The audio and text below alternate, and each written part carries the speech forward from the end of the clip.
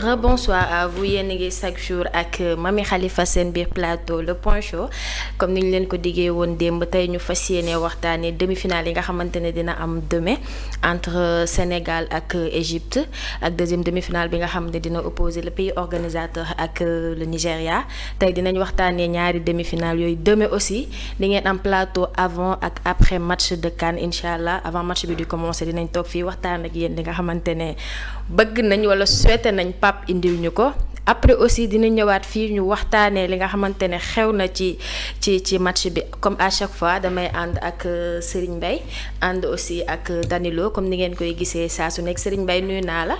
maa lay fay maa ngi nuyu tam tous les téléspectateurs de Jamal Info di nuyu tamit ñi nga xamante ne ñi ngi nekk à travers toutes les différentes plateformes di ñu suivre partout dans le monde di partager des sommités avec des gens qui aiment trop le football à savoir sama co-débatteur dama lay bàyyi nga présenté que di la nuyu yow di la jaajëfal di la wax yàlla na la yàlla defal sutura li ngay liggéey mi ngi porter ses fruits. amiin di ñaan yàlla lépp lu ñu fi waxtaanee mu jariñ le grand public. amiin merci beaucoup Dani. bonjour Mamy maa ngi lay nuyuwaat bon di la ziar. di la remercier ci invitation bi comme d'habitude bon di remercier Grand Mbaye bon di la fee bokk ak moom plateau bi di ñaan yàlla lépp lu ñu fi waxtaan mu nekk luy jëriñ public bi di nuyu aussi sunu téléspectateurs yi di nuyu ñëpp waaw vraiment. merci beaucoup vous êtes toujours avec l'établissement Yacine Babou Muntaha moom mu ngi nekk fële ci Ouest Foire côté immeuble général Allo en face Sénégal Japon numéro am di 77 715 81 81 wala nga woo ko si 33 961 09 02 day def prestation de service assurance de voiture boo xamante ni tu n'auras pas besoin de te déplacer doo soxla nga déplacer wu moom da la koy defal vite fait ñun nag boo ñu bëggee jot danga ñuy woo ci 77 654 37 27 mooy suñu numéro commercial tey ñuy fas yéene waxtaanee demi-finale yi nga xamante ne dina am demain incha allah entre Sénégal ak Égypte ak deuxième demi-finale bi nga xamante ne dina opposer Maroc ak Nigéria vu que nous sommes des Sénégalais dama bëggoon ñu commencer d'abord ci Sénégal ak Égypte bi. avant tout tey seetaan nañ ñaari conférence de presse yi nga xamante ne ñaari coach yi def nañ ko seetaan nañ bu Pape mi nga xamante ne Kalidou moo ko accompagné woon tey seetaan nañ ñoom ñaar ñëpp seen ay conférence de presse donc dañu bëggoon tuuti nga ñëwal ñu ci physionomie ñaari match yi avant ñu ci yegg suba avant tout juste pour wax leen ne ñaari équipe yi seen 7 dernières rencontres yi su ma juumul Sénégal en 2003 la woon Sénégal Égypte gagné woon que 1-0 en 2006. Égypte gagné woon ko aussi 2-1 en 2014 Sénégal gagné ko 2-0 en 2014 encore Sénégal gagné waat ko 1-0 en 2022 1-0 et en 2022 aussi joué waat nañ beneen match boo xam ne Sénégal moo ko gagné ak final bi nga xamante ne daje woon nañ ci mu metti lool mais alhamdulilah ñun ñoo ko mujjee gagné et espérons que incha allah demain dina demee noonu grand Dani ci physionomie match demain bi incha allah. waaw xam nga boo xoolee dans l'histoire ça a été toujours un match serré boo xoolee ils ont joué 14 fois si 14 fois yi presque 7 matchs du am.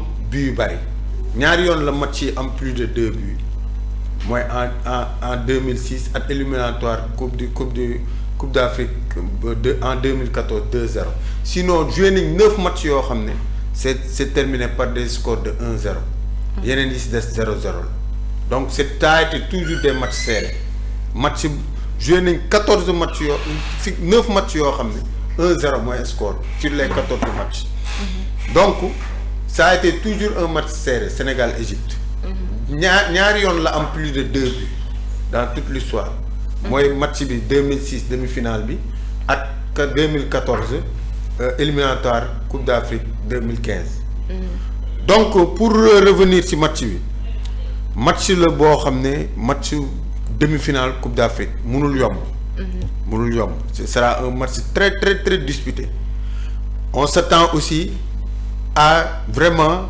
un match boo xam ne la moindre erreur va se payer cash parce que Égypte équipe la boo xam ne de toute l'histoire ñoom dañuy pousse adversaire bi pour muy def ay erreurs pour di koy dugal but boo xoolee seen match bu mujj bi contre Côte d'Ivoire ils ont poussé les Ivoiriens vers la faute pour mën ko dugal ay but donc Égypte c'est une équipe boo xam ne c'est force adversaire bi lay puiser pour mën ko déjouer.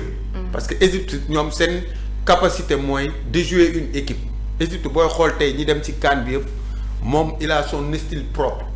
boo xoolee c'est la nation la plus titrée d'Afrique cette CAN club bi mi ay Al Ahli Zamalek Pyramide ñoo ëpp titre ci club africain donc kooku tey c'est le plus grand pays de football en Afrique parce que les palmarès son palmarès le prouve donc Sénégal di daje ak moom demi-finale.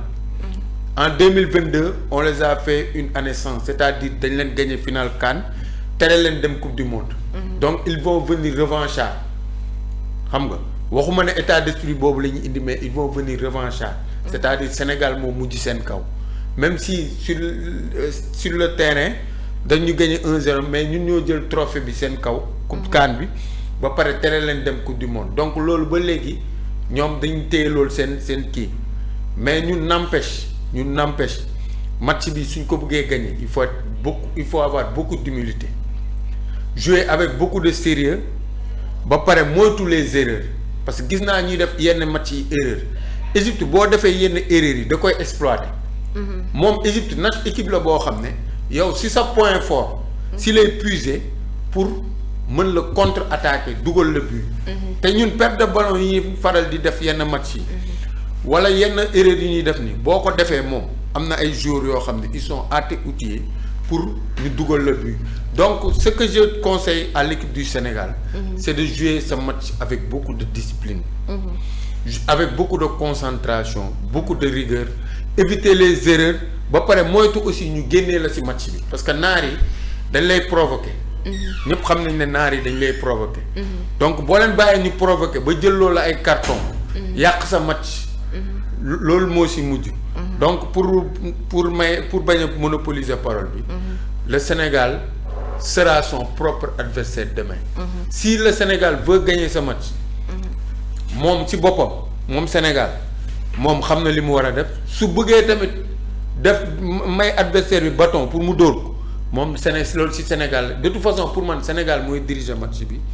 tout dépendra li Sénégal di indi suba. effectivement avant may dem ci Serigne Mbaye ku nekk xam na ne Sénégal ak Égypte nekk nañ rencontre boo xam ne mosul yomb ci supporters yi parce que gis nañ ñoom bi ñu ñëwee terrain Abdoulaye Wade ni mu demee woon te tey gis nañ aussi Kalidou Koulibaly ànd na ak entraîneur bi te joxe na benn message fort pour yéen ñi nga xamante ne yéenay supporters sénégalais il vous dit que vous êtes les supporters les plus respectueux très fair play sur ce CAN ce sont des meilleurs et pour moi les meilleurs au monde pas soxlawul réunion d'urgence boo xamante ne dañ leen di wax comporté wu leen nii wala comporté wu leen nële nee na soxlawu ko parce que xam na ne vous êtes des responsables malgré lépp loo xamante ne xewoon na fi ci bi ñu ñëwee ñoom terrain Abdoulaye Wade xalaat na ne loolu warul du mën a xew Maroc parce que sénégalais ils sont très très respectueux donc message la boo xamante ne Koulibaly jàllale na ko tey ñu jàllalewaat leen ko yéen ba pare ñu leen di nuyu aussi au passage Serigne sur la physionomie du match de demain. Bon, sur les paroles de Kalidou Koulibaly, c'est un capitaine qui galvanise, qui harangue les troupes et son peuple.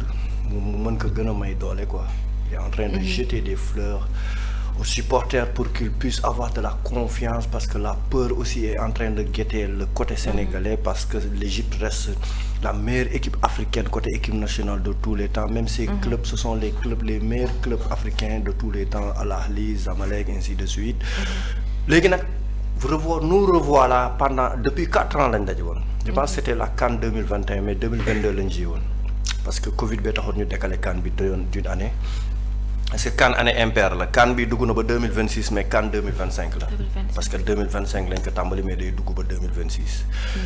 léegi man damay jàpp ni Sénégal l'Égypte a participé à la renaissance et au renouveau du football sénégalais. Pourquoi je dis ça en 86 après 18 ans ou bien 17 ans non 18 ans de galère. si ñoom lañ jaaree dekkiwaat. en 2002 éliminatoire coupe du monde 2000 ñun ak ñoom ñoo bokkoon pour ñoo leen baare woon yoon bi parce que 2 points lañ leen rawee Sénégal dafa foog naa Égypte kese gagné si poule boobu. Sénégal tamit 1-0 but de Mido au Caire. après bi ñu ñëwaatee fii ñu fayu. léegi man damay jàpp bu ñëwee fii foog naa dañ match nul. dañ nul 0-0. waaw dañ match nul. mais yeneen dañ gagné Maroc gagné Algérie si biir foofu Namibie ainsi de suite après Sénégal dem coupe du monde. en 2002 mooy bi ngay tracé match 7 derniers matchs yi. 2002 coupe d'Afrique suñu premier match suñu baptême de feu ñun ak ñoom le but de Lamine Diatta. te léegi nag ainsi de suite 2014 daje nañ ci éliminatoire coupe du monde yi dañu Sénégal gagné leen aller retour but de Mame Biram Diouf beneen bi foog naa Moussa Sow dugal na ak Mame Biram Diouf en même temps je pense que Coupe d'Afrique l'équipe égyptienne réussit bien au Sénégalais depuis 86 mais auparavant équipe daan nañuy gagné ay Jeux africains daan nañuy gagné ay 65 éliminatoires yi demee noonu ak dina am ay période yu ñu gagné quoi période yi ñuy nekk ay si ay moment creux léegi nag man damay jàpp ni une équipe égyptienne qui s'adapte selon l'adversaire te il monte en puissance monter en puissance mooy premier match Égypte contre Ouganda après contre Afrique du Sud après contre Angola après contre Bénin après contre Côte d'Ivoire chaque jour équipe Égypte de indi xar kanam bu bees Sénégal tamit nekk na équipe bi nga xam mi figue mi raisin tey mën na la indil contenu bu baax bañ ni voilà équipe bu Sénégal bi le déclic est déclenché léegi après du jékki-jékki tu restes sur ta faim man deuxième mi-temps contre Mali bi ça ne m'a pas plu du tout am na match yi nga xamante ni ça nous a pas plu du tout ak sunu entame de match yi Sénégal matcham yi gën a abouti mi ngi ko def contre Botswana peut-être l'adversaire n'était pas au rendez-vous ak RDC 60 minutes parce que am na benn instant RDC tenir nañu tey mais matcham yooyu ñooy match yi gën a abouti te sunu système bi nga xamante ni dañuy attaquer équipe bi à outrance 4-2-3-1 bi moo indi jeu verticalité 4-3-3 bi jeu bi des fois dañuy perte contrôle match bi te ñu bëri loolu lañ bëgg ñu koy jouer mais man dama jàpp ni jeu bi fu mu gën a leeree mooy bu ñu doon jouer 4-2-3-1 di attaquer équipe bi à outrance di indi ay solution ba pare latéraux yi di indi ay surnombre si kaw léegi nag Sénégal Égypte pour demain c'est le Sénégal qui est favori légèrement pas carrément c'est le Sénégal qui a la faveur des pronostics vu la forme du moment vu l'état actuel des joueurs vu aussi mooy ranking CAF mooy classement CAF ak FIFA Sénégal mooy deuxième en Afrique derrière le Maroc je pense que tous les voyants sont au vert pour Sénégal passer mais c'est le football qui est comme ça mën nga yaakaar lii mooy am leneen am parce que auparavant 4 jours en arrière la Côte d'Ivoire était parmi les favoris pour le sacre te l'Égypte gis nañ ñu ko Égypte def te Égypte des fois day endormir adversaire je pense que bu ñu dégloo discours Pape Thiaw déglu discours Koulibaly déglu discours Ahmed Hassan ak Fatou je pense que ñaari équipe yi ils se préparent en conséquence parce que conférence de presse bataille psychologique la pour luy xew suba parce que le football c'est un jeu de 90 minutes c'est un jeu de 90 minutes bi nga xamante ni échec et mat la échec parce que football boo échecul rek da ngay émat te léegi nag dañuy damee wante le pion ñoom ñaar entre ñaari entraîneurs yi ak joueurs yi mais je pense que le Sénégal a les moyens a les armes aussi pour aller jusqu'au bout du tournoi parce que demi-finale finale la parce que finale c'est une fête balaa nga yegg ci fête bi da ngay jéem a jàll escalier boobu ba pare te boo ko jàllee rek tu as réussi ton tournoi parce que Sénégal objectif am première atteindre na ko mooy c'était les demi-finales parce que 2 ans en arrière on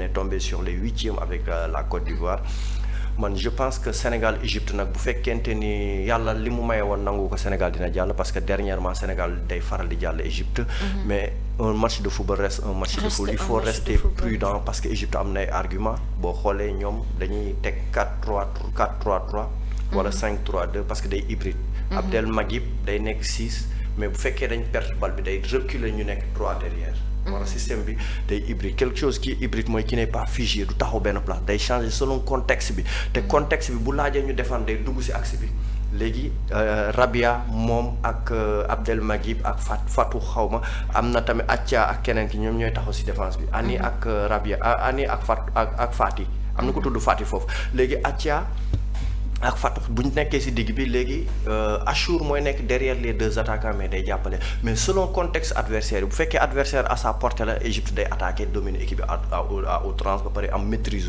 sujet bi gis nañ contre Afrique du Sud gis nañ ko fii contre Bénin mais bu fekkente ne day dajeek adversaire soi-disant plus fort que dañuy xaw a prudent di demee ay contre-attaque ba pare dañuy fermer eli ba pare tactiquement ils sont en place ba pare dañu am discipline tactique léegi nag Sénégal mooy propre adversaire am kii Dani wax na ko léegi Sénégal bu ñëwee def ay coup de mou ci biir match bi day fori parce que Égypte dafa nekk équipe bu clinique ba pare équipe bu efficace ci coup de pied arrêté te Sénégal dañu xaw fébrile ci coup de pied arrêté keroog gis nañ Mali coup de pied arrêté yi ñu doon am yëpp Maliens ñoo doon mbëkk bali dañ ko doon vendanger maanaam duñ ko cadré wala di ko mbëkk ci xaj mais Sénégal te Égypte dañu xaw adroit ci côté coup de pied arrêté coup de pied arrêté actuellement danger la muy corner muy coup franc yooyu dend ak corner yi muy coup franc yi dend ak surface yi te Sénégal lim siy consommé dafa bëri si biir Coupe d'Afrique bi ñu bëri dañ ko seetluwul mais loolu boo doon dajee équipe bu ñuy wax Arsenal da ngay fori bi yu bëri. mais égyptiens yi bu fekkee coup de pied arrêté ñoom mën nañ ko dugal mais tamit seen boo xoolee seeni but tamit coup de pied arrêté lañ koy encaissé. non ñoom seen défense bi tamit dafa statique maanaam dañuy taxaw benn place. peut-être duñu marquage dañuy def marquage en zone moom mooy boo nekkee fii damay naan gis naa la di xaar bal bi ñëw ma daw coupé ko. mais dañu war def homme par homme maanaam ku si nekk da nga war a jël sa adversaire. chacun type la loolu tudd ku si nekk da nga war a jël mais peut-être man li ma jot a observé ñoom duñu def noonu ñoom marquage en zone la ñuy def xëy na looloo tax ñu leen di jël en dépourvu mais nekk na équipe bi nga xamante ne am na benn organisation défensive ba parce que boo xoolee bokk na si équipe yi nga xamante ne ils sont beaucoup plus disciplinés tactiquement te ils marchent avec des consignes de l'entraîneur bu ñuy wax Osam Hassan bi nga xamante ni c'est un ancien joueur bi nga xam ne attaquant bu redoutable je pense c'est le meilleur buteur de la sélection égyptienne à Salah léegi mu dab ko 4 bi moo ko dese léegi nag si kaw am nañ fa Marmoush am nañ fa Salah si kaw ñoom ñoo la ñu yor ay joueurs de classe mondiale Marmoush mi ngi joué City Salah mi ngi joué Liverpool Achour moo nekk Al Ahly te presque file quelque temps peut-être dina dem Europe pour Manoy Talam te ñaar ñi leen di remplacer muy ku ñuy wax Moustapha Mohamed mi ngi nekk Nantes. y a aussi Trezeguet nekkoon na Braga Trabzonspor léegi mi ngi delluwaat Al Ahly. mi ngi delluwaat ak Kassim Passa léegi mi ngi dellu Al Ahly actuellement des fois sax dégg naa mooy seen capitaine léegi man dama jàpp ne gis nga match bi dafa laaj concentration laaj nga jox bés bi dayo bu nga xamante ni moom la war ba pare tous les voyants devraient être au vert maanaam dañu war ànd ak réussite. ba pare concentration et qu'on soit clinique tous les occasions yi ñu war am dañ ko war dugal. que ce soit Habib Diallo moo départ que ce soit Jackson moo départ xam naa ni ñoom ñaar dañu am longueur d'avance ci concurrence bi parce que y a Boulaye Dia y a Chérif Ndiaye mais entre ñoom ñaar ñoo xaw a am longueur d'avance dañu war a privilégier l'esprit clinique maanaam occasion bu ñu amee benn ñaar troisième bi dafa war dugg amul ay taxaw di xaar dina ñëw yooyu si équipe yi ndaw yi nga koy am mais daf si am équipe yi nga xamante ni boo amee benn occasion bu net doo ko gaaw amaat danga koy siy def après équipe boobu topp si ginnaawam di daw te Sénégal man gis naa ne su fekkee jiital na équipe du gaaw ñëw parce que Sénégal day am contrôle lu match bi te Sénégal par intermittence des fois day nelaw si biir match te loolu noonu attaquants yi ñoo mën a libérer peuple bi te on a un Sadio Mané qui renaît de ses cendres le phénix renaît de ses cendres parce que Sadio Mané de ses 25 ans laa fi gisaat mooy bi muy nekk si le moment de ses prime momentum bi may wax ak yow Sadio Mané dafa delluwaat si digg 25 ans bi xaw ma nag ndax dina ko téye ba coupe du monde xaw ma ndax dina ko téye ba coupe d'Afrique prochain CAN mais je pense que yor nañ équipe bi nga xam ils sont taillés pour ñu dem jëli le Graal. juste par rappel yéen ñi nga xamante ne yéen a ñuy laaj lan moo tax direct bi mënoo leen ko am si chaîne YouTube bi comme ni ma leen ko waxee woon dañoo am benn souci bu ndaw et alhamdulilah peut-être demain ou après demain dinañ ci mën a jotaat defaat suñu ay direct comme ni ngeen ko bëggee mais pour le moment vidéo yi yëpp mi ngi jàll direct bi incha allah dina ñëwaat juste aussi pour rappeler leen que Edouard Mendy n'a encaissé que 7 buts en 4 coupes d'Afrique 2019 benn but la encaissé 2021 2 buts la encaissé il était aussi meilleur gardien de but 2023 2 buts la encaissé 2025 bi pour le moment aussi 2 buts la encaissé donc côté on peut dire que ça va. xam nga la CAN 2019 moom presque góoluwul. parce que dafa góolu deuxième match échauffement la gaañoo. Alfred Gomis moo àggali tournoi bi. donc 2022 mu ñëw encaissé 2 buts. bii aussi bii passé il a encaissé un but contre le Cameroun et la Côte d'Ivoire. waaw donc boo xoolee donc moom Edouard Mendy parcours am en Coupe d'Afrique vraiment c'est très positif. c'est très positif waaw mais comme li may wax rek. damay revenir ci match bi. Égypte ñu yàgg seetaan football Égypte ça donne l'Italie 82. seen 4-4-1-1 boobu. Italie tey Égypte bu ñëwee début de match day taxawee en 4-4-1-1. c'est-à-dire Salah mooy dem soutenir Marmoush des fois Marmoush gën ko haut des fois Salah gën ko bas mais dañuy teg 2 rideaux de 4 bu ñu footballee match bi ba match bi équilibré amul benn faille yow ñoom bu ñu la xësee ba dugal seen benn milieu terrain bi day glisser entre la défense et le milieu hybride. dañuy nekk 5-3 derrière bu ñu pertee dès la perte du ballon. bu ñuy attaquer kooku day génn comme numéro 6 ñeneen ñaari milieu de terrain yi yéeg.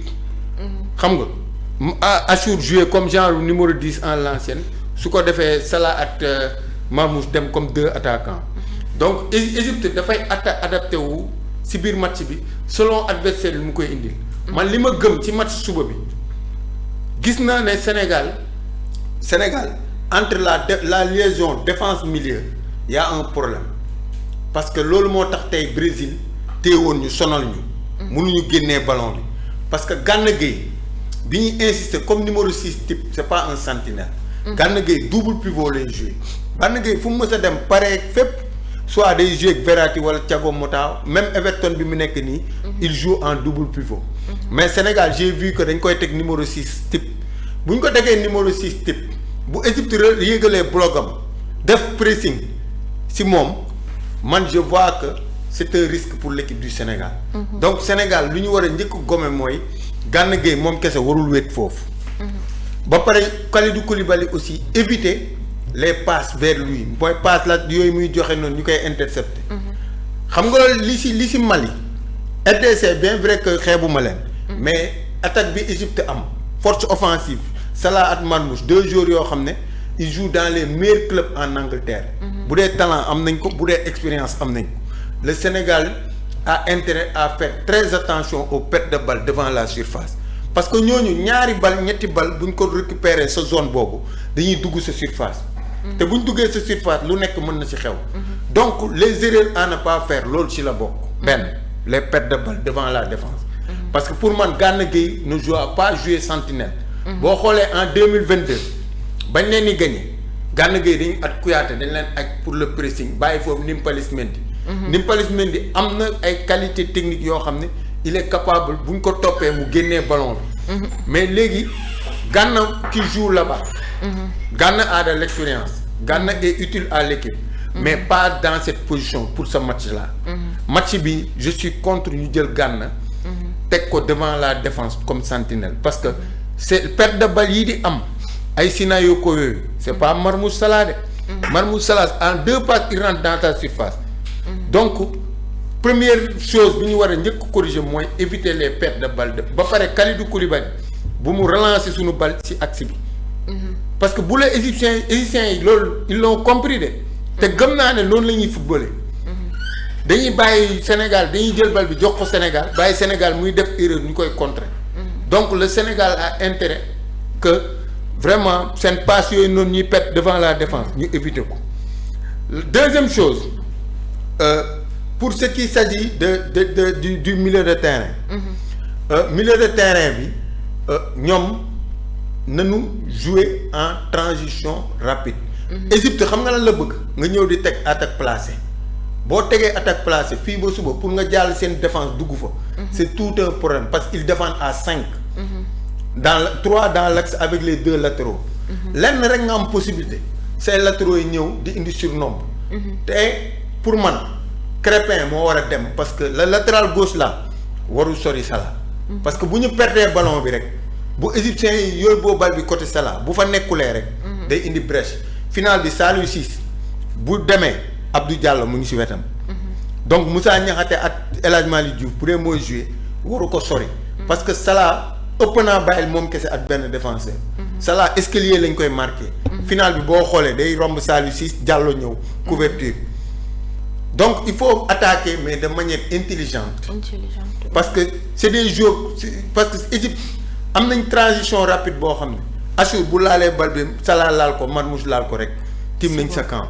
donc ñoom ils n'ont pas besoin de faire 15 passes pour dugg sa surface. donc beneen aspect bi mooy l'organisation offensive.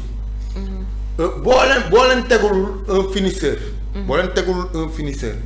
tey jii boo jëlee un joueur qui essaie de jouer la balle dañ lay xool c'est-à-dire ñoom dañ lay bàyyi ci biir surface bi ngay traîner mais doo jot balle. parce que dañuy couper la transition entre le milieu et l'attaque. donc moi j'aurais préféré ñu am foofu un renard de surface. gars yi ñu ngi naan Jackson avec le jeu et tout mais ñoom duñu la bàyyi nga fubal ñoom duñu la may loolu.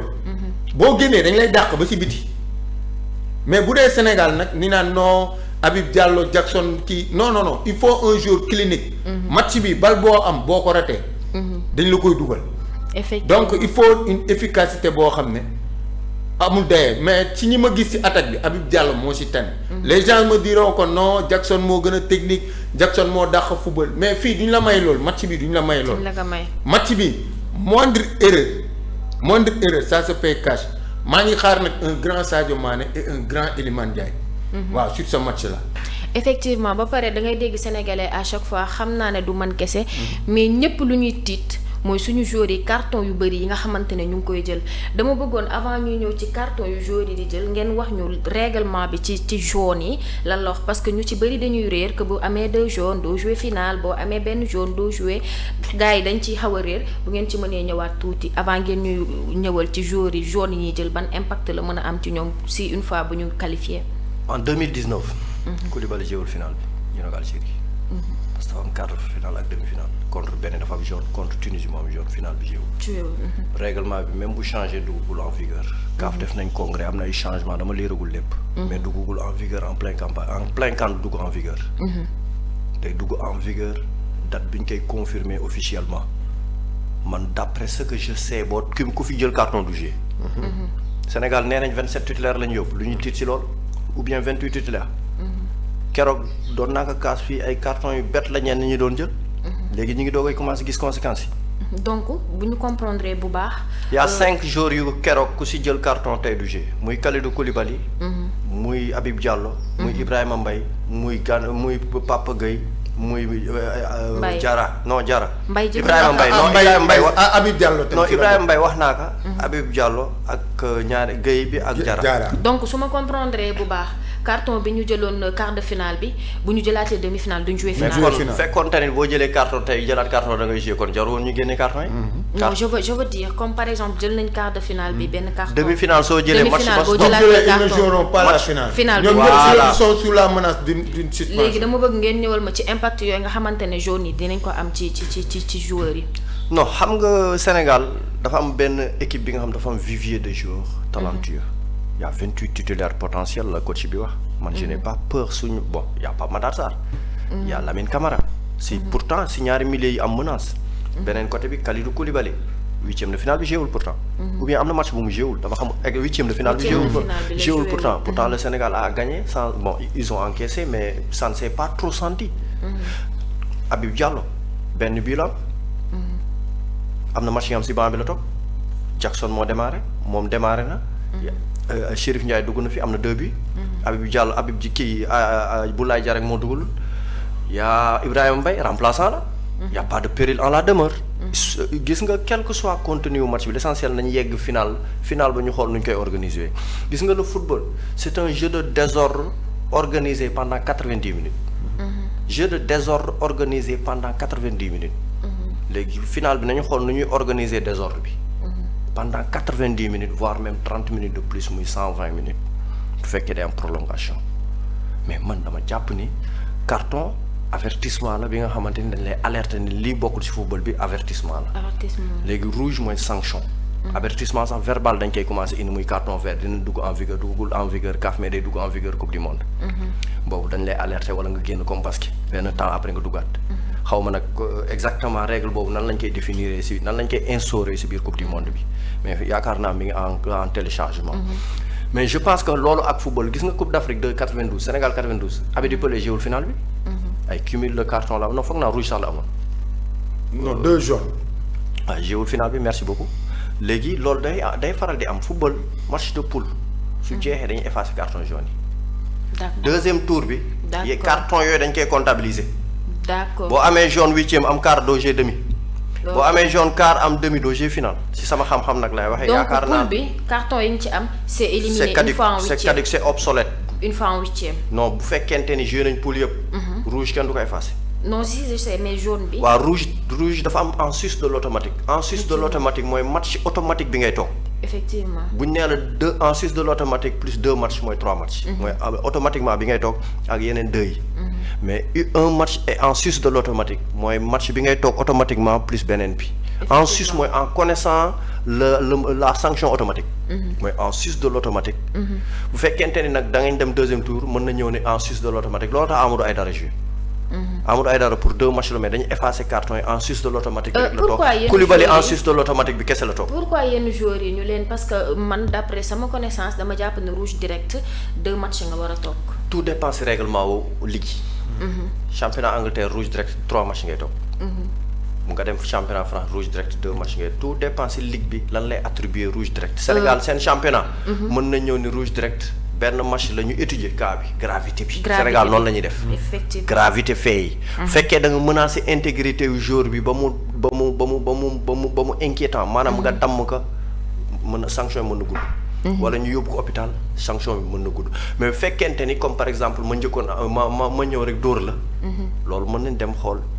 mooy CQRP commission de qualification discipline et de qualification des litiges mën nañ ñëw ni carrément lii jarul ay 3 matchs 4 matchs ça dépend.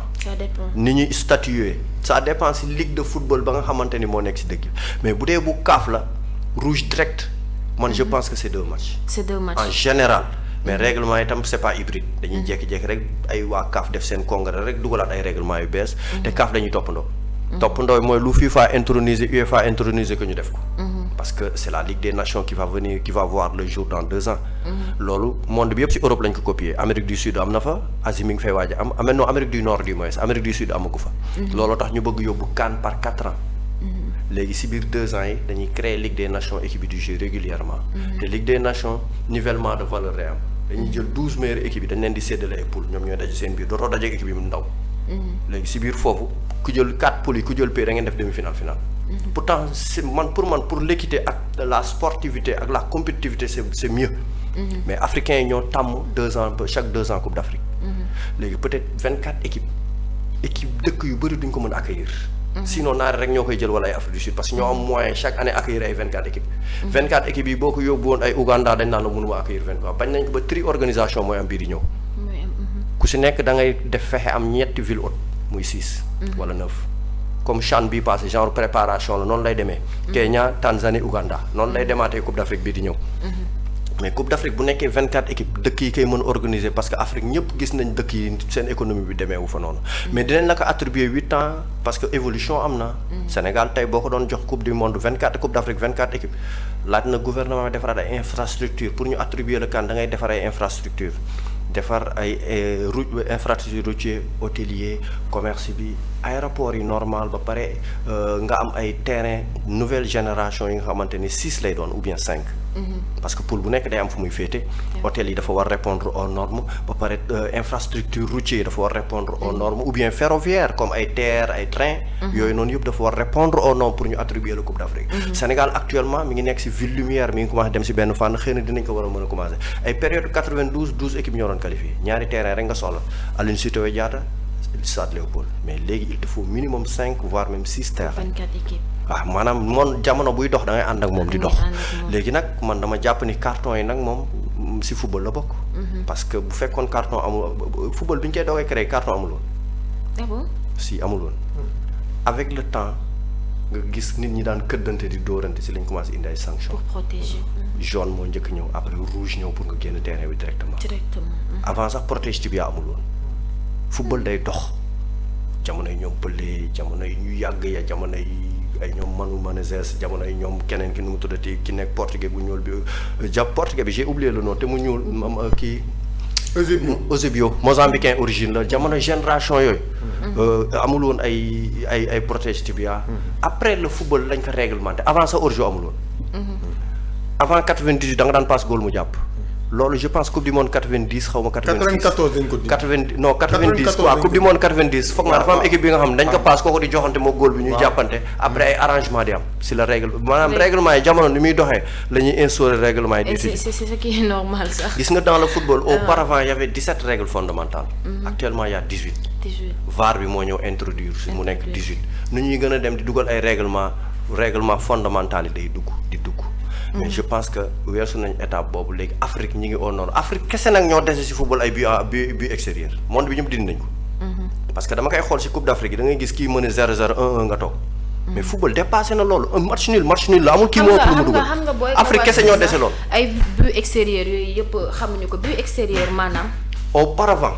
en Europe ak ay FIFA but extérieur ñun ñaar bu ñu dajee ku fekk sa morom sa terrain ka ëpp la nga dugal mooy jàll. tey yow su ma ñëwee sa kër ñu def 0-0 soo ñëwee sama kër ñu def 1-1 match nul lañ mais yow ëpp li nga dugal sama kër yow la ñuy privilégié. dañuy privilégié spectacle extérieur. waaw dañuy privilégié spectacle privilégié mu fermé jeu tey mën naa ñëw sa terrain ma xam ne yaa mën ma tëj jeu bi ñu def 0-0 su ma ñëwee sa terrain nga xam ne maa la mën même bu ñu defee 1-1 ki ñëw fexe am ay but mooy jàll. effectivement boo defee 1-1 sa terrain man ma ñëw nga ñëw sama terrain def 2-2 yow yaa jàll ki ëpp li nga dugal à l'extérieur mooy am privilège. effectivement noonu la demee. yow sa booy Kubarski moom xam bi ñu juddoo yàggul léegi. booy entre parenthèses parce que Kubarski le foog naa le 31 janvier lay am 18 ans lay am 19 ans. entre parenthèses booy Kubarski ñoom ñoo lay wax Kubarski moo mën Messi te doo si mën dara. Kubarski moo mën. Nesta moo mën ay Messi yooyu yëpp la ñuy wax. non attends Messi ak Kubarski c'est pas comparable. c'est pas comparable. non xam nga mi ngi mel na nga ni sareetu fas moo gën a dàq daw Ferrari. non Kubarski moo mën Nesta moo gën a nekk xam nga sànq ñu ngi waxtaan en coulisses. man la ku si nekk jamono ja football dans le temps ak dans l'espace lañ koy juger maanaam jamono bu ku si nekk day contemporain. Contemporain c'est de notre époque ku si nekk sa époque yow ngay taxaw juger ni looloo gën a baax. mais grand yow mi seetaan tey rek mënoo comparer démb ak tey. si on peut faire ça non jamono dafa dox. non attends tey jii les clubs de Serie A les clubs de championnat anglais les clubs de championnat français joueurs yi talent yi fa amoon amatu fa léegi tey si je te donne un exemple tey boo xoolee Juve de 95 bi 96. Juventus bi gagné Ajax finale ñoom Ravanelli ñoom Vialli ñoom Del Piero mais ñoom Paulo Sousa ñoom Torricelli xam nga li ma ñoom Ciro Ferrara. mais équipe boobu tey ak Juve tey c'est le jour et la nuit. mais Juve tey baaxul. waaw mais déggoo li ma dama ne. équipe yi da ngay jël équipe bu baax jamono ji nga comparé. waaw léegi jox ma équipe bu baax jamono ji. tey boo jëlee laa lay wax City bu jamono ji. non xam nga xaaral da nga exemple pour nit ñu comprendre la. waaw bul jël benn exemple rek taxaw. waaw tey boo jëlee City bu jamono ji. ak City avant jamono ñoom Arlan ñoom Cheikh Diven. mais dooni jamono jooju ñoo gën a baax parce que jamono bu nekk ak équipe bi li muy Juve teg la na 8 championnat. masul am si Juve. waaw mais Juve boobu dafa amoon ay joueurs. non xam nga yow yaa ni Juve boobu. Juve bi teg la 8 championnat compté la départ de Allegri àggale ko. du question na am ay joueurs de politique de recrutement bi la nekk di rat. mais du ay ñàkk joueur. non joueur moo bareetul. waaw déglu rek. jour bareetul pare di génnee xaalis di jënd ay jour. fii football xaalis la boo génnee xaalis jënd ay jour. jour bareetul Colomboani bi jëndee 100 millions ñu xam nga ñu jox la xaalis nga dem marché ndugg lu la neex lu bon ba pare taxaw naan kii du jour yow yaa ko def. non jour bareetul. bare na si sujet bi Dani ma lay laaj aussi par rapport ak carton jaune yi nga xamante ne suñu joueurs yi ñu ngi koy jël ban impact la mën a am parce que tamit bu fekkee sa 5 joueurs dañ leen avertir nga ñëw jouer demi-finale même si tu gagnes sa joueur yooyu amaat yeneen avertissement sa finale day compliqué. waaw mais xam nga carton moom ci football la bokk pour moi l'arbitre sud-africain a été très sévère sur ce match-là. ay fautes yoo xam ne jarul woon carton mu def fa carton parce que aussi le match à un moment donné c'était un match haché. donc pour man l'arbitre a été très très très sévère.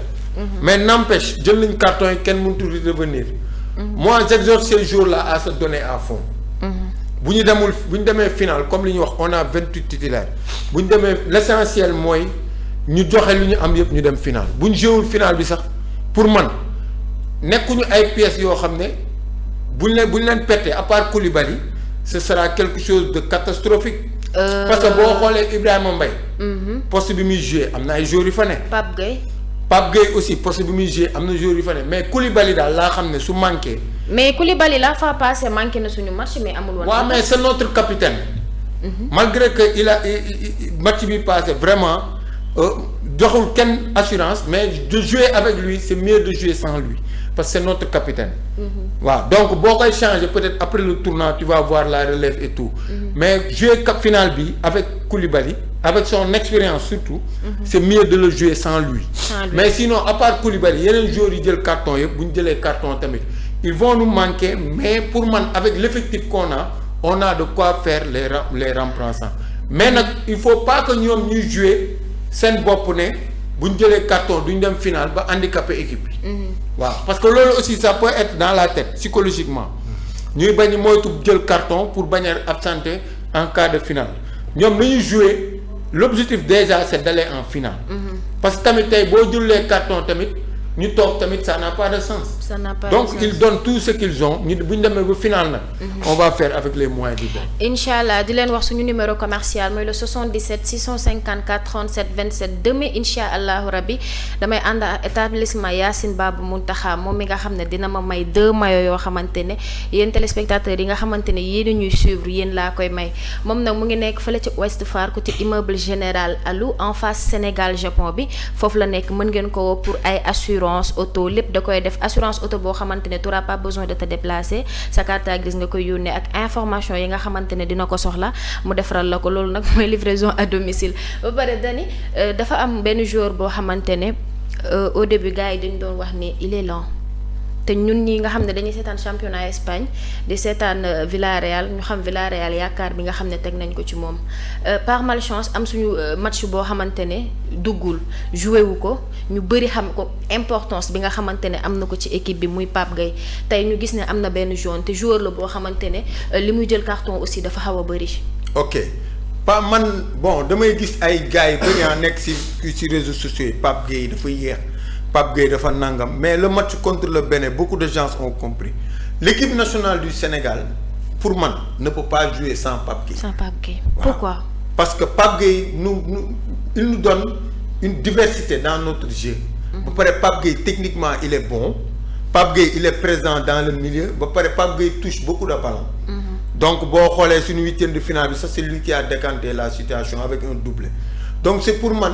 Et Pape Gueye en équipe nationale à part le match contre le Brésil qui est un match amical Pape Gueye n'a pas jamais perdu de match en étant titulaire avec l'équipe nationale du Sénégal kooku donc c'est un joueur boo xam ne depuis il est là depuis 4 ans il n'a jamais perdu de match officiel en étant titulaire avec l'équipe du Sénégal donc kooku di laam-laamee ndax il est bon wala kii kooku ñàkk xam football la donc man pour man Pape Gueye c'est un noyau de l'effectif joueur la bu important tey jii maa ngi lim Koulibaly mais suñu manqué final bi sax dinañ ko yëg parce que depuis qu'il est là il enchaîne les bonnes performances te je veux te dire une chose Villarreal c'est le 3e de la Liga il joue du beau football et Pape Gueye est titulaire là-bas donc CAN bi passé notre 8e de finale contre la Côte d'Ivoire mais il nous a fait défaut Sénégal yëpp ko jooy donc kooku mun ñu ñëw ba CAN bi ñëw naan ñu ay non kii moo kii le Sénégal avec Pape Gueye et le Sénégal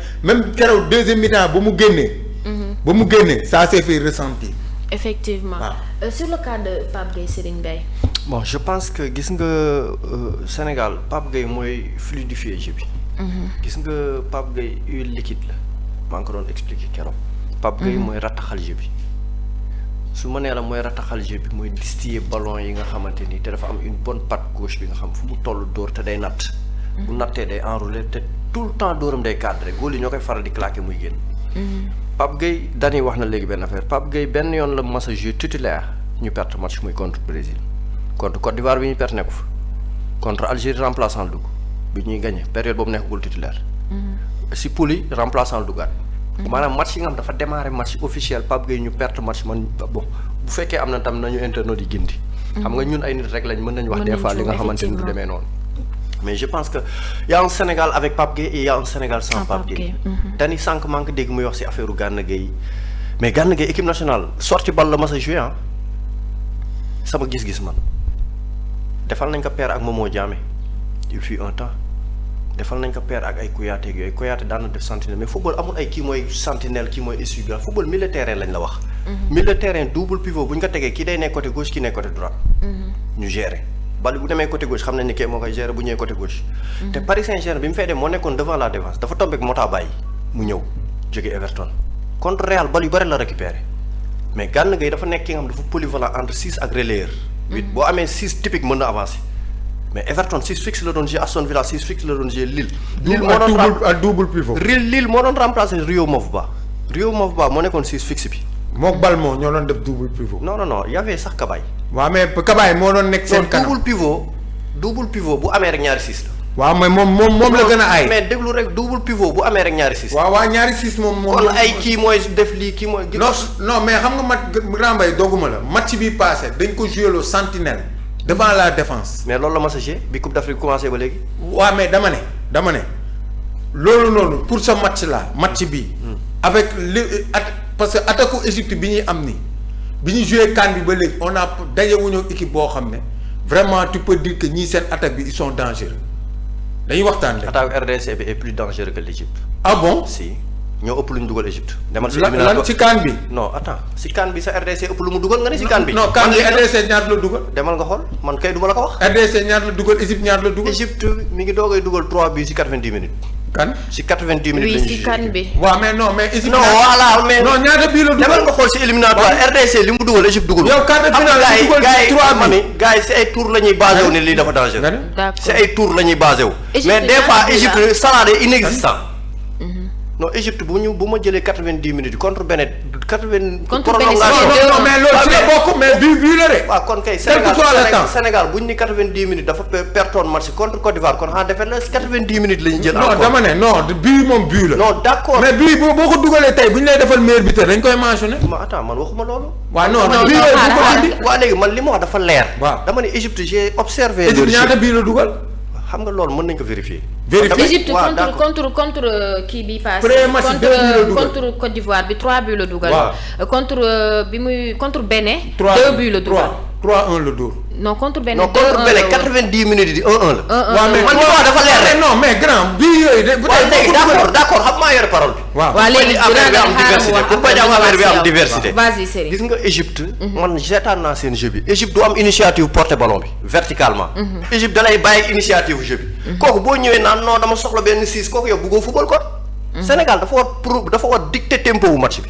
su bëggee gagner Égypte bi gisuma lu ñu ciy ragal mais dañuy demee ak méfiance ak prudence. Salah dem leen ngeen seetaan match yu bëri day inexistant. day am benn action nag dugal ko. mais day inexistant amul Marmouche daw rek lay def waxuma aayul mais Marmouche ni muy jouer. yow sa attaque Égypte bu mun.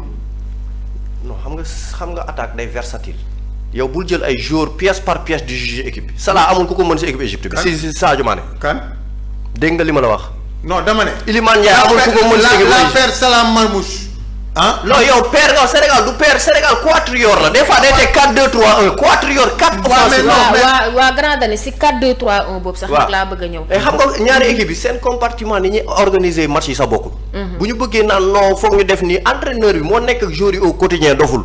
ñun gënuñu xam. donc Serigne Mbaye tu n'optes pas pour le système 4-3-3. non tout dépend si Pape Thiaw ak staffam naka lañ analyser ak étudier équipe Égypte xool naka nga koy reyee.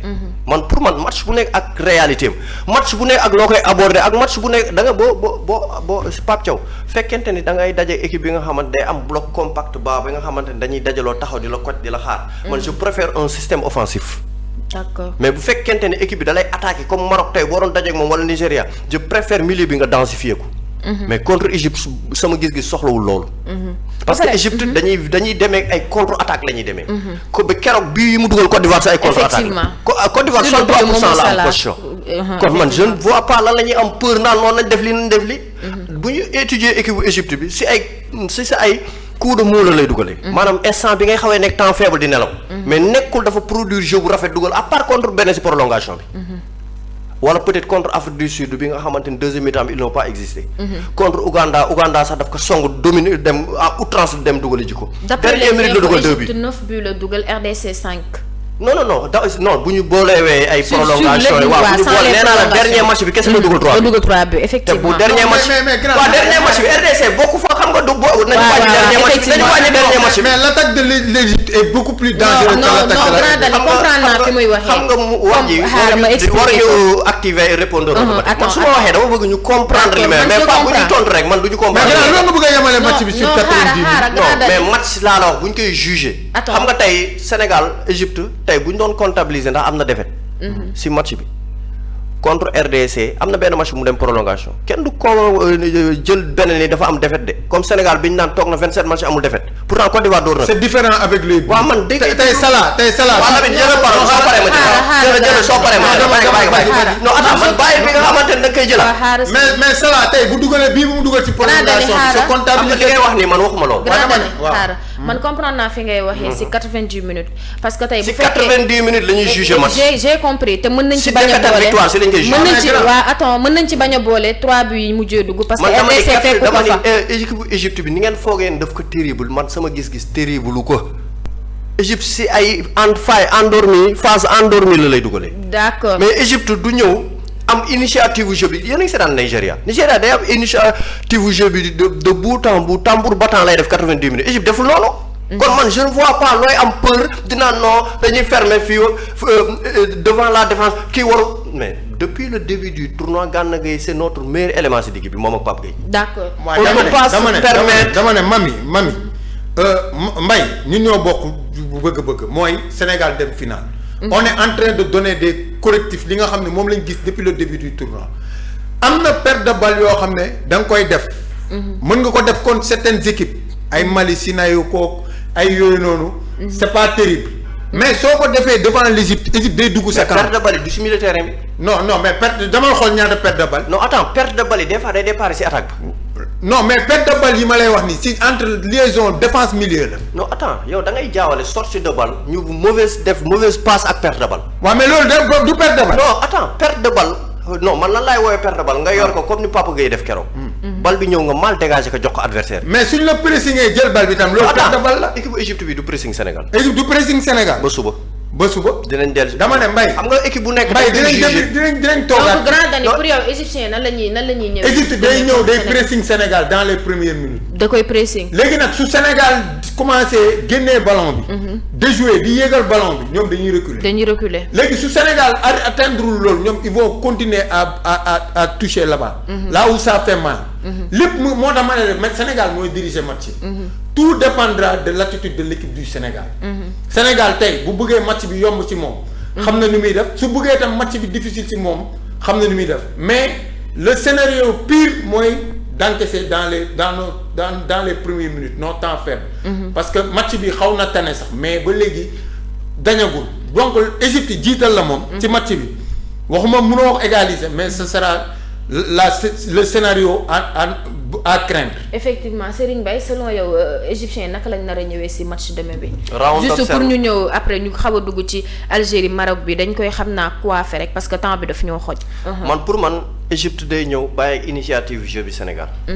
mel ni ku ko ragal fekk ragalu ko. dafay procéder comme sànq li ma lay ci faayu Sénégal yi lay profité ak say erreurs yu Sénégal lay profité noonu lañ def Côte d'Ivoire pourtant. dañu see 5 minutes mu dugal ko.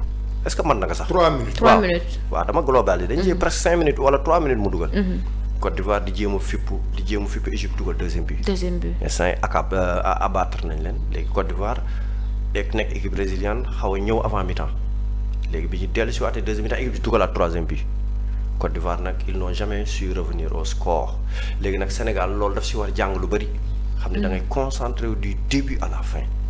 heure may jeex na Sénégal début bi da daan mal entré si biir match am yi. match yu bare di may ay buts boo ko defee nag à ce stade de la compétition je pense que tu vas prendre la porte. léegi nag Égypte round d'observation des fois day am si football. 15 premières minutes yi ku si nekk di xool sa morom lu mu indi mais man pour man équipe da nga am ay certitude ba pare coach bi am benn ADN ak philosophie bi nga xam moom daf ko gëm ak idéologie imposer ko sa adversaire bu ko mën a tenir day reculer nga acculer ko. man pour man Sénégal noonu la war a aborder match bi mooy da ngay ñëw ak say incertitude ak coach bi ak idéologie am lan la leen gëmloo ak lan la leen defloo ngeen tari ko. léegi si biir tari boobu da ngeen di acculer équipe bi mu reculer. man j'aime bien Paris bi mu nekkee si seen momentum. le moment de leur prime Barça City. noo mënti toll dañ lay imposer seen rythme imposer la seen système imposer la seen idée nga reculer. effectivement mais man pour man loolu mooy équipe bu baax. mais non kii ñëw na tey soo xullee kon préparé woo bu baax. équipe su préparé woo bu baax yenn détails du ko dal. parce que man pour man su ma la déggee ngay wax. kon yow 4-2-3-1 bi yow ñeme nga ko. waxuma lool de dinañ si ñëwaat parce que demain aussi dinañ am plateau avant ak après match de CAN dinañ waxtaanaatee aussi Sénégal ak Égypte parce que waxtaan bi xam ngeen ne du fi xaj du mën a tënku si non du mën a tënku si 1 heure de temps dama la bëgg ñëwaat rek nga ñëwaatal ñu ci Maroc ak Nigéria bi nga xamante ne ñooy jouer deuxième demi-finale bi. bon je pense que nag match boobu mooy gën a neex match Sénégal bi. si non nous sommes des Sénégalais moo tax ñu yaakaar ba mooy gën a neex mais si analyse laa ko teg. d'accord parce que le Nigeria c'est la meilleure équipe du tournoi à l'heure où je te parle. ñu nekk Sénégalais ñàkk nekk Sénégalais il faut voir les choses justes il faut voir juste et analyser dans le bon sens. équipe bu Nigeria bi tous les voyants sont au vert seen défense bi dañ daan maye mais maye wuñu bi passé dañuy concentré du début à la fin. ba pare dafa nekk équipe résiliente équipe bi nga xam dañu am benn discipline tactique ba pare équipe conquérante équipe souveraine nga am benn équipe marocaine bi nga xam ils sont sûrs de leur force ba pare pression publique bi commencé na évacuer yow début de tournoi bi public bi ñoo leen doon ante naan leen seen Maroc depuis 76 gañewul Coupe d'Afrique Maroc depuis 20 xaw ma ñaata année 2004 la gëj a dem ay demi-finale parce que quart de finale la daan yem wala huitième de finale sax la daan yem rarement la mas a yegg si dernier quart bi 2004 la demoon finale léegi nag pression bi évacué wu na ba pare ñu bëri naa dañ leen di mayit mais da ngay dem nga xool position wu Maroc moo lay dominer moo lay ëpp tir cadré moo lay ëpp lépp. donc en quoi match boobu moo nar a gën a neex. sur y aura du football. mais Maroc match Sénégal ak Égypte li tax man la bii moo koy dàq match boobu d'une part dina xaw a tëju parce que opposition de style la. ñaari équipe yi seen style bokkul. léegi nag ku si nekk bu tegee sa style match bi mën na fermé wu. léegi ñaari équipe yi xaw nañ niroo style te Nigéria. xaw ragal Maroc nekk na bête noire Maroc te li mu jot a wane ci tournoi bi ils n'ont peur de personne. meilleur buteur actuellement africain ci 4 dernières années ci ñoom la nekk. ba avant dernier ballon d'or bi ci ñoom la nekk. donc ils ont une équipe bi nga xam mën rivaliser ak tout le monde actuellement ñi ngi wax Pape Gueye mais on a oublié Iwo bi rôle bi Pape Gueye di jouer fii la jeune Nigéria. moom mooy def transmission entre milieu défensif bi ak milieu offensif. dagguma la juste tamit pour rappel meilleur buteur yi nga xamante ne bi fi CAN bi tollu ne demi-finale bi Brahim Diaz avec 5 buts Momo Salah avec 4 buts et Osimhen aussi 4 buts. bon je pense que nag match boobu day nekk match calcul match bi nga xamante ni ku gën a jox bés bi àqam yaa siy jàll. effectivement léegi nag Maroc dina am ferveur terrain ferveur public effet terrain du moins ferveur public. ba pare su fekkente ne Nigéria yi concentré wuñu tamit ay fait de jeu mën na leen perdre aussi parce que arbitrage africain bi dañuy xaw a am tuuti benn complexe devant une équipe qui est chez eux des fois loolu da si jouer arbitrage maison léegi nag coupe bi pour man waruñu teg ay coupe d'Afrique di ko taayee pour équipe yi nga xam ñooy recevoir parce que l'année dernière ki recevoir moo gagné coupe bi muy Côte d'Ivoire su répété waatoo dañuy commencé di xam ni kon dañuy may loxo. bon waxuma loolu lay demee maanaam équipe yi nga xamante ne dañuy recevoir des fois dañuy am faveur des arbitres. te loolu pour man dañu war a am équité maanaam dëggal yamale ñëpp. léegi nag équipe bu Nigéria bi pour man les gens l'ont un peu sous-estimé. man bi premier jour bi may def fi plateau wax naa leen que nee naa leen man Nigéria moo ma gën a convaincre si effectivement maa ngi koy wax ñu amoon non Sénégal dañ ko faral mais dafa bëri ay déchets yuy feeñ si match ba pare dafa bëri le contenu reste à désirer te Nigéria seen équipe bu football bi ni muy commencé def fii dafa commencé fédéré parce que avant dañu amoon ay problème prime dañu commencé woon xuloo Eric Sékou Chel nekk si sellette bi était sur la sellette mooy entraîneur bi léegi il a convaincu tout le monde il y a aussi des joueurs yi nga xam union fait la force ku ñuy wax Wilfried Ndindi seen capitaine bi mi ngi bokk si benn famille. il s'est pas blessé la fois passée. waaw génn na rek mais xaw ma ndax mais dégguma ndax dina jouer du jouer mais dafa bokk si benn famille royale famille boobu buuru Kano la si famille boobu la bokk. buur boobu taalibe Baye Niass la. Baye Niass li muy bëri fii taalibe yëpp dafa amoon benn buur bu nekkoon Kano. dañu mosoon daje màgg. kooku dafa nekkoon si ay gént mu nekk sa taalibe ki nekk sa sëriñ Ibrahima lay tudd papam tudd Ablaye te Baye Niass Ibrahima tudd papam tudd Ibrahima ñu daje foofu. noonu la nekkee taalibe Baye Niass. Baye Niass wasaare fa Fawdu Tijaan. si famille boobu la bokk. dafa ni moom dina fay prime yi parce que am na xaalis. boo xaw ma ndax dina ko def pour te montrer que c'est un bon capitaine.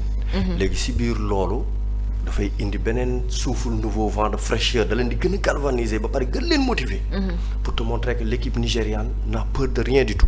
boo demee seen équipe bi dañu lay dominer Algérie n'a pas existé. ñu ngi nekk di créer au scandale si benn fait de jeu léegi nag Maroc mi ngi doogay am adversaire taillé pour déstabiliser ko. parce que depuis le début du tournoi je pense que à part Cameroun mi ngi doogay am adversaire bu ko mën a éliminer. effectivement parce que bu ko Nigéria gagné Nigéria mën na ko éliminer. Nigéria am na effectif bi am na joueurs yi am na football bi am na tamit kii bi te Nigéria lenn mooy seen problème mënuñu éliminatoire. ñoom éliminatoire dañuy am toutes les peines du monde pour se qualifier. gisoo coupe du monde yi. tey boo leen ëffalaatoon moom ak RDC si biir Coupe d'Afrique mu gagné ko lu leer laa la wax. te pourtant si biir éliminatoire dañu amoon problème gagné RDC. dañu amoon problème gagné Rwanda Sierra Leone fekk na leen seen terrain njëkk leen mën a dernière minute ñu égaliser. pour te montrer que ñoom des fois éliminatoire dañuy soox ba génn mais bu ñu génnee ba phase finale l'année dernière ñoom ñoo finale ñoo Côte d'Ivoire te ñu ngi si seen tànk même tànk yi lañ nekkaat ñoom 2019 ñoo nekkoon demi-finale. Algérie ñoom la éliminé demi-finale maanaam ñoom dañuy régulier. léegi nag Maroc nekk na équipe bi nga xamante ni coupe bi dañ ko taayee pour moom su ma nee dañ ko taayee pour moom c'est sa coupe. maanaam feetam la noosam la bëggul raté feetam te coupe bi Maroc am na benn génération dorée bi nga xamante ni c'est la meilleure équipe africaine bu dem représenter ji Afrique coupe du monde moom mooy première équipe bu dem demi-finale te entraîneur bi commencé woon na nekk persona non grata ñu bëgg jël coach junior yi te mu jëloon coupe du monde bi ak coach espoir yi mooy ki yor local yi naan nañ def duo kooku ñooñu yore équipe bi expertise locale la mais coach bi bu jëlul coupe bi tamit comme li ma la doon wax keroog ci Xabi Alonso rek tu ne seras plus l'homme de la situation parce que là on t'a trop donné les moyens pour nga jël coupe te jëloo coupe léegi man damay jàpp ni en tout cas à ce stade de la compétition 4 équipes yi ku si nekk mën nga jël coupe bi Nigéria foog naa 3 fois la jël coupe d'Afrique xaw ma 4 fois si 3 fois 3 fois waaw 2015 2013 94 2013 waaw léegi bu fekkente ni Maroc la benn yoon 76 bu dee Sénégal la benn yoon 2021 bu dee Égypte la 7 fois kon fii du am ki nga xamante ne dañ naan guléet mi ngi doog a jël coupe kon ce sont des habitués à ce stade de la compétition mais excepté Maroc parce que Maroc toog na 2004 ba heure bi 21 ans ou bien 22 ans si 2026 bi yeggul demi-finale parce que da daan génn toog wala mu dem huitième de finale wala ñu gagné ko par série te mode génération bu nekk jaar na fi je pense que ça sera le match le plus disputé si demi-finale yi un match âprement disputé, un match qui sera au rendez-vous des panthéons du football africain. Je pense, parce que li ñu jot a prôné meilleur buteur yi foofu lañ nekk. Brahim Diaz avec Brahim Diaz 5 buts. Actuellement bu ñu doon génnee ñaari meilleurs joueurs lu génn si ñaari match bi. Lookman il se positionne. 4 passes décisives 3 buts. Osimhen 4 buts. Brahim Diaz. 5 buts. Ayoub El Kabi. maanaam meilleur joueur tournoi yi si équipe bi lañ nekk si ñaari match yi lañ nekk. ñun sénégalais lañ. suñu équipe la ñuy valoriser fàtte yeneen équipe yi. mais match bi dama yaakaar ni mooy nekk match bu dàq suñu match bu dee football ngay seetaan. mais bu dee far ngay demee ak xol tu supportes avec le cœur da ngay penché wu ni non Sénégal laa nekk Sénégal lay dàq mais match bi c'est le match de la c'est la finale avant la lettre. avant l'heure effectivement. c'est la finale avant l'heure du moins. je pense que nag football nag.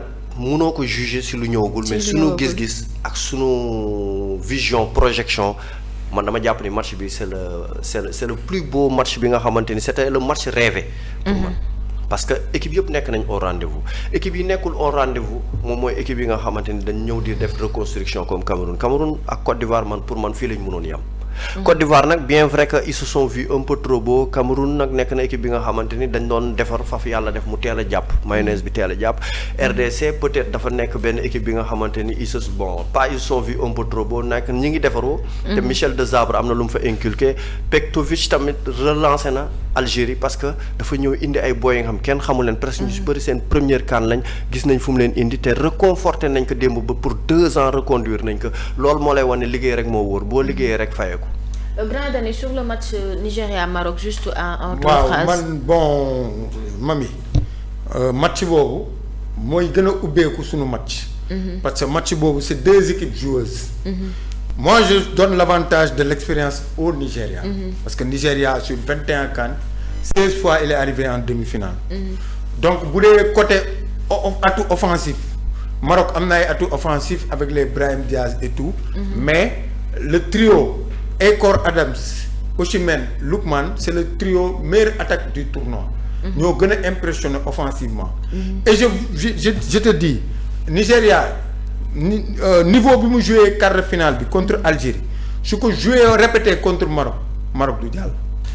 parce que Nigéria il a dominé l'Algérie de la tête aux pieds donc 90 minutes Nigéria la preuve Algérie amul sax tir cadré.